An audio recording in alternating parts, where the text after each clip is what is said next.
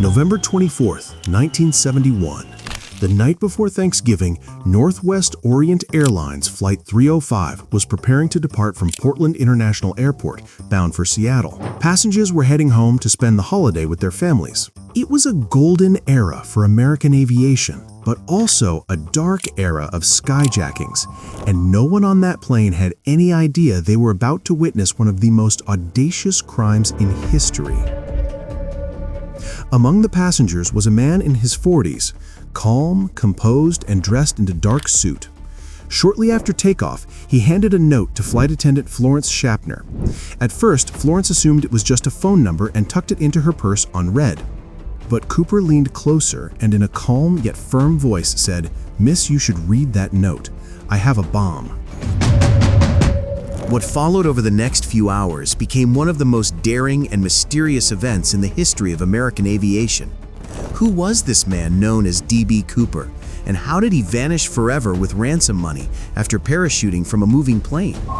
Today, we dive deep into America's only unsolved skyjacking, the legendary D.B. Cooper case.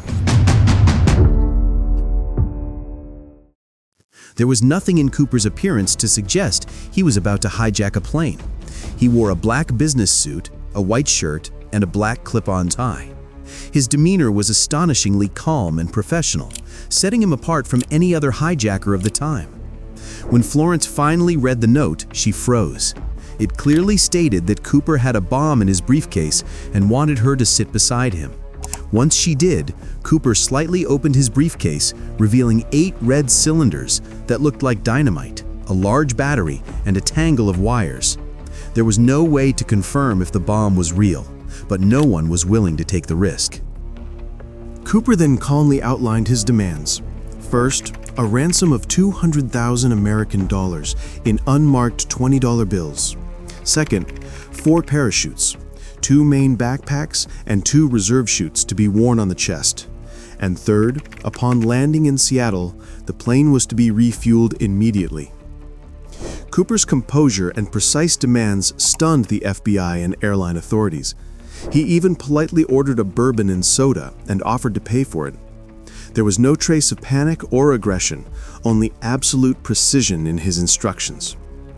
Investigators later debated why Cooper demanded 4 parachutes.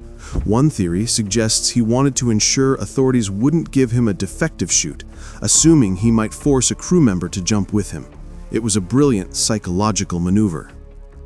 Following Cooper's instructions, the pilot, Captain William Scott, radioed air traffic control to report the hijacking. From that moment, the FBI took over. Donald Nyrop, president of Northwest Orient Airlines, immediately approved the ransom. He wasn't willing to risk the lives of 36 passengers, but the FBI now faced a huge challenge. In just a few hours, they had to collect 10,000 $20 bills from banks across Seattle and record every single serial number on microfilm so the money could be traced later. While all this was happening on the ground, Flight 305 kept circling above Puget Sound. For almost 2 hours, passengers had no idea what was really going on. They were told the delay was due to mechanical issues. Inside the cabin, Cooper was so calm, so collected, that no one suspected a thing. Finally, at 5:39 p.m., the plane touched down at Seattle-Tacoma International Airport. Under Cooper's orders, it was taxied to a remote, brightly lit section of the runway. There, a Northwest Orient employee carried aboard a nylon bag, packed with cash and 4 parachutes. Cooper kept his promise. He released all 36 passengers and 2 of the flight attendants, including Florence Schaffner. Only the pilot, the co-pilot, the flight engineer, and flight attendant Tina Mucklow remained on board with him. After nearly 2.5 hours of refueling, Cooper revealed the next part of his plan, and it proved he was no ordinary criminal. He seemed to know aerodynamics like a professional. His flight plan was bold: head for Mexico City, with a fuel stop in Reno, Nevada. But his instructions to the crew were chillingly precise. The plane had to stay under 10,000 feet, flying at less than 200 knots, around 370 kilometers per hour, Landing gear down, flaps at 15 degrees, cabin pressure normal. It was the perfect setup for a parachute jump from a Boeing 727. A maneuver that, at higher speed or altitude, would have been suicide. Most crucially, Cooper gave the crew one unusual instruction. He told them about the plane's rear stairway, the aft stairs, that could be lowered in mid-flight. This, he said, would be his escape route. No hijacker before him had ever tried to exploit this weakness.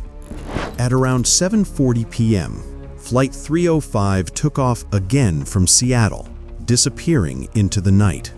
The U.S. Air Force scrambled 2 F-106 fighter jets to follow, but the hijacked plane was flying low and slow, making it almost impossible for the jets to get close. They never actually saw Cooper jump. Somewhere between Seattle and Reno, Cooper gave flight attendant Tina Mucklow one final order: lock the cockpit door. The crew was sealed inside, cut off from whatever was happening in the cabin. Not long after 8 p.m., a warning light came on, indicating the rear stairs had been lowered. Then, at 8:13, the pilots felt the plane suddenly lift at the back, as if something heavy had fallen away. Dan Cooper had jumped into freezing night air over the dense, unforgiving forests of southwest Washington, carrying 2 parachutes and $200,000 in cash. In that moment, he vanished into the wilderness. The plane continued to Reno, where it landed safely at 10:15 p.m. FBI agents rushed aboard, only to find an empty cabin. The only traces of Cooper were a black clip-on tie and 2 unused parachutes. What followed was one of the longest and most expensive investigations in FBI history. It was codenamed NORJAK. Agents, along with U.S. military personnel and hundreds of volunteers, searched vast stretches of forest across Washington and Oregon. They found nothing. No Cooper, no parachutes, no ransom money. In the first 5 years alone, the FBI interviewed more than 800 suspects. Not a single one could be tied to the crime. The media made a mistake that would create a legend. His ticket said Dan Cooper, but a reporter misprinted it as D.B. Cooper, and that wrong name stuck, becoming one of the most famous aliases in American crime. For decades, investigators chased every clue. They pulled partial DNA from the black tie Cooper left behind, but it never matched any suspect. On that same tie, they found rare titanium particles, suggesting Cooper might have worked in aerospace or perhaps in a chemical plant. His escape also changed aviation forever. The FAA later required every Boeing 727 to be fitted with a device called the Cooper vane, a simple mechanism that made it impossible to lower the rear stairs during flight, a permanent reminder of the man who vanished into the night. In February 1980, a breakthrough or mystery occurred. 8-year-old Brian Ingram was playing in the sand along the Columbia River near Vancouver, Washington, when he discovered 3 bundles of $20 bills buried underground. The FBI confirmed the bills were part of Cooper's ransom, totaling $5,800, the only concrete evidence of the crime. But the discovery raised new questions. How did the money end up 20 meters from the jump site?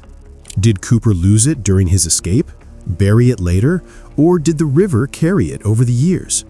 Research on diatoms on the bills suggested they may have floated down the river, but no conclusion was ever reached. The remaining $195,200 has never been found. Over the past 50 years, numerous suspects and theories have emerged.